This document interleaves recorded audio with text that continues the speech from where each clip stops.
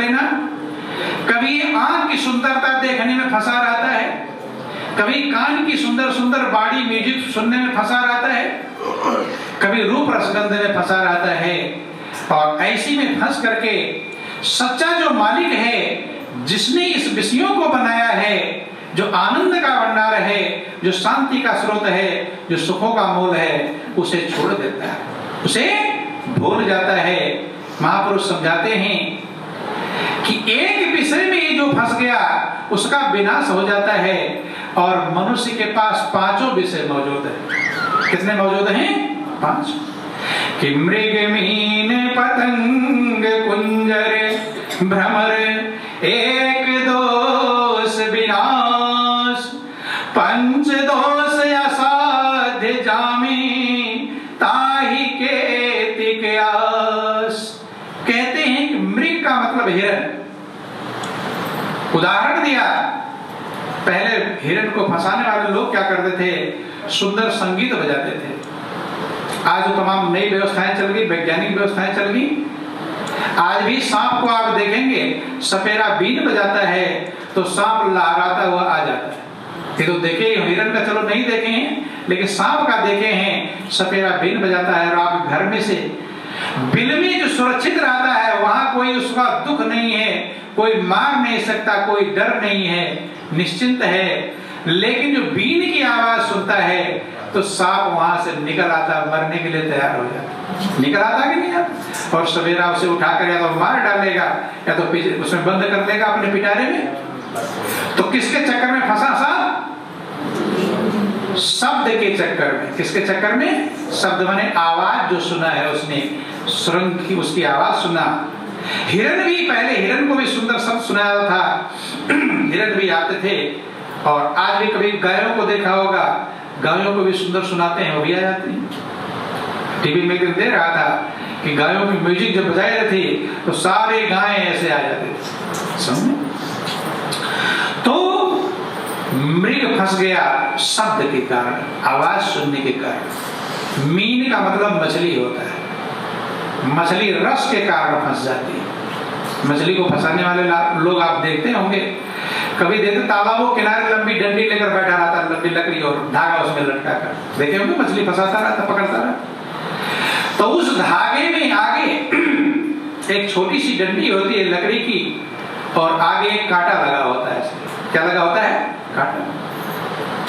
डंडी ऊपर तैरती है, वो कांटे को लटका के रखती है बीच में। कांटा लोहे का होता है, वजन होता है। एक लकड़ी की डंडी है, वो तैर रही है और नीचे कांटा लटका। उस कांटे में फंसाने वाला, मछली को मारने वाला आटा या केंचुआ या जो भी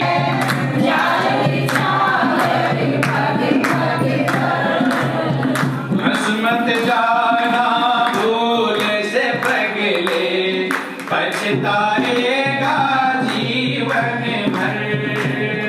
बस मत जाना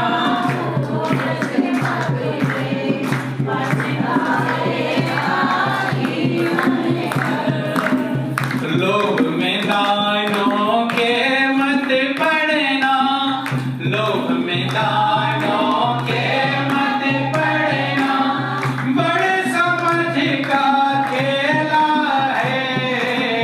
लोभ में दानों के मत पड़ना, बड़े समझ का खेला है। चाहे भीड़ बहुत अंबर में, उड़ना तुझे अकेला है। चाहे भीड़ अंबर में, उड़ना तुझे अकेला है। कहते हैं कि माया रूपी शिकारी ने जाल बिछा रखा है। कदम कदम पर जिधर भी जाओगे जाल है। शिकारी तो एक जाल बिछा चिड़ियों को फंसाने के लिए, लेकिन आपको फंसाने के लिए माया रूपी शिकारी ने कदम कदम पर जाल बिछा रखा है। चीजों को पाकर किसी को भी शांति मिली नहीं। तो जब शिकारी जाल बिछाता है, नीचे दाना डालता है और ऊपर जाल होता है, तो चिड़ियों को जाल दिखाई पड़ता है कि दाना दिखाई पड़ता है? दाना, मीठा मीठा दाना कितना अच्छा दिखाई पड़ता है। कि उसके ऊपर जाल लगा हुआ है दिखाई पड़ता नहीं, दौड़े जाकर फंस जाते हैं। यही हाल यहाँ जीवों का है। जन्म जन्मांतर इंतजार कर रहे थे कि हे प्रभु एक बार मुझे मनुष्य का जीवन दे दो ताकि मैं अपना उद्धार कर लूं, ताकि मैं अपना कल्याण कर लूं। लेकिन यहाँ आकर उद्धार का ध्यान है? अपने दिल से पूछो। बिल्डिंग बनाने का ध्यान है, पैसा इकट्ठा करने का ध्यान है, बेटा बेटी का ध्यान है, कार कोठी का ध्यान है, कितना ज्यादा हमारी व्यवस्थाएं बढ़ जाए ध्यान है, लेकिन अपनी आत्मा के उद्धार का ध्यान यही तो है कि दाना दिखाई पड़ रहा है लेकिन जाल दिखाई। उद्धार ध्यान की कितने जन्म जन्मांतर कि जन्म जन्म भटकत रहो जय अवसर के, सो अवसर है पायो अब क्यों भयो यचे। कि ऐ जीव तो जन्म जन्मांतर यही अवसर तो इंतजार कर रहा था कि एक बार मैं मनुष्य बन जाऊं, प्रभु के चरणों में प्रेम कर लो, प्रभु का सहारा पकड़ लो, प्रभु में अपने मन को लगा लो और इस जन्म मरण के बंधन से छुटकारा पा लो। इसी अवसर का इंतजार कर रहे थे, लेकिन बंधु आज ये अवसर पा मिला हुआ है तो हमें इसका उद्धार का ध्यान नहीं। बोलो वृंदावन बिहारी लाल की जय, उमापति महादेव की जय।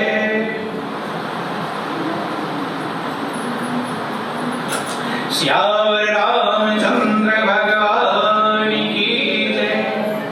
उद्धार का ध्यान नहीं है। हाँ, ध्यान कब आएगा?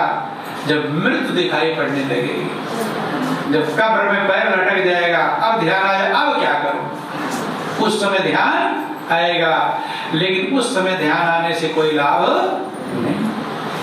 विद्यार्थी इम्तिहान में बैठ जाए, साल भर कोई पढ़ाई ना करे, इम्तिहान में बैठ गया, अब खूब समझदार बन जाए कि मुझे पढ़ाई करनी चाहिए, तो अब समझदार बनने से कोई लाभ? अब तो इम्तिहान में बैठा हुआ लाभ मिलेगा। साल भर समझदार बनता, पढ़ाई कर लेता, तब पास हो पाता। यही हाल हम लोगों का है।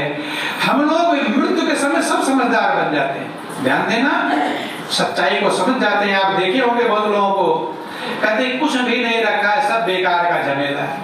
कहते कि नहीं कहते? कब कहते हैं?